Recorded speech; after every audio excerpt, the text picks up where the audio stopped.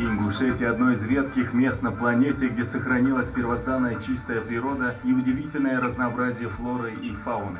2017 год в регионе начался с торжественного открытия Года экологии в Ингушетии. В церемонии приняли участие и первые лица республики, а также экологи соседних регионов.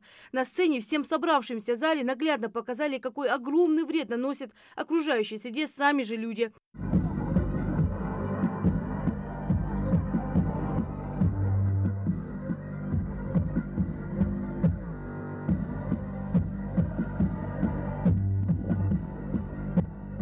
Юнсбек Евкуров отметил, что у республики большие планы заложить новые парки и скверы в различных населенных пунктах, благоустроить десятки родников. Времени мало, а работы много. И все это напрасно, если люди не научатся беречь окружающую среду. Благодаря работе комитета по экологии, комитета по туризму, определенным там рекламным вещам, профилактике, люди сейчас, надо это признать, за собой мусор убирают. Они сами смотрят за территорией, там где отдыхали. Но это все равно имеет место быть.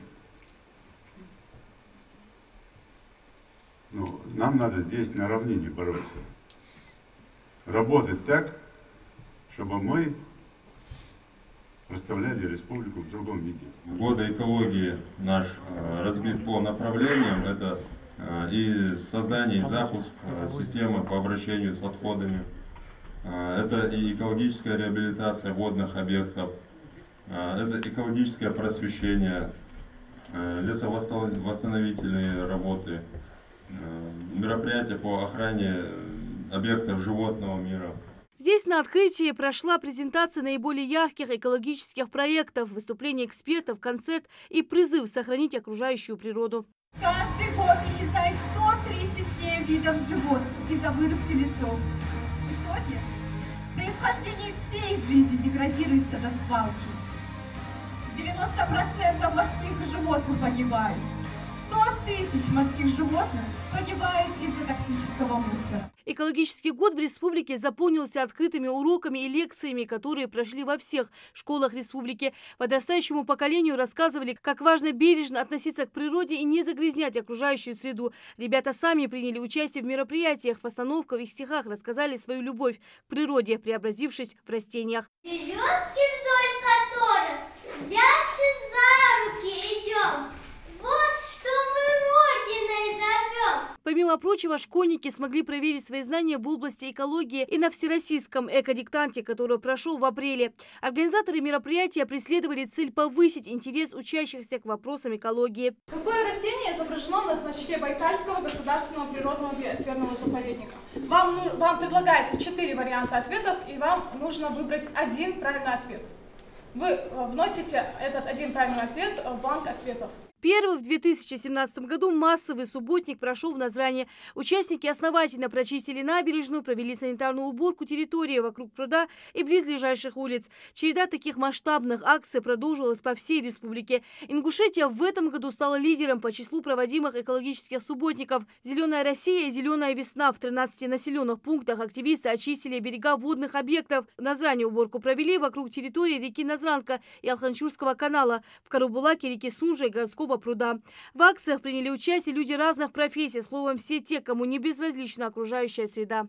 Субботники у нас проходят регулярно, и они должны постоянно проводиться. Не потому, что у нас грязно, а потому, что это должна быть как добрая традиция, чтобы люди приобщались к чистоте, порядку, приходили, собирались и делали нашу землю чище, приятнее. Нам обозначили территорию. Вот мы здесь убираем, вот уже собрали как бы 3 мешка мусора.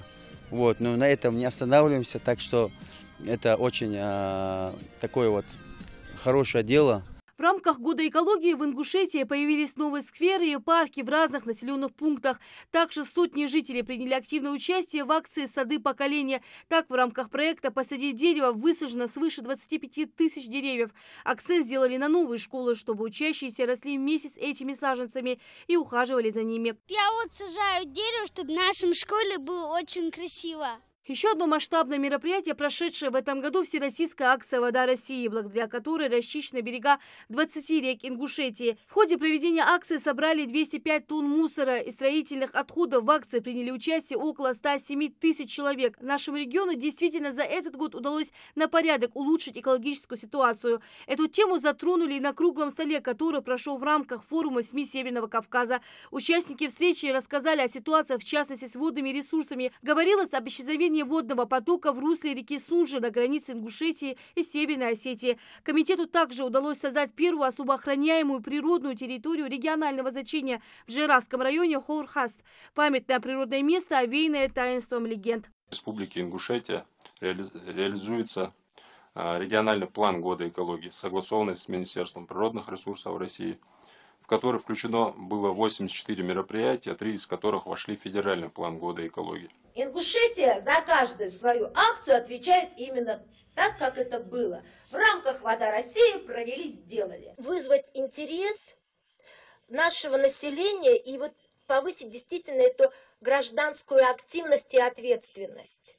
И вот здесь, когда просто именно Министерство природных ресурсов просто чуть-чуть, да, пытается сорганизовать это все в систему и поддержать, вот это самое главное.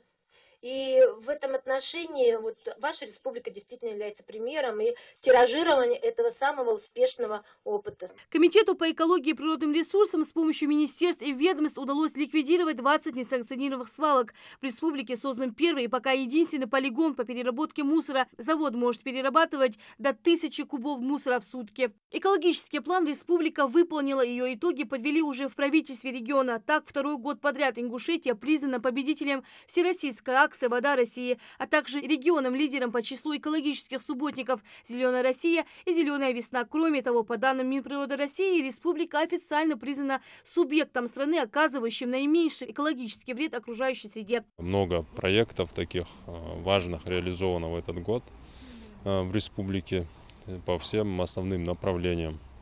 И по обороту отходов система у нас налажена, и по водным ресурсам несколько проектов серьезных реализовано, и по экологической реабилитации, и по защите от негативного воздействия вод несколько проектов. Большой упор у нас в этом году делался, конечно, на экологическое просвещение населения и пропаганду бережного отношения природы.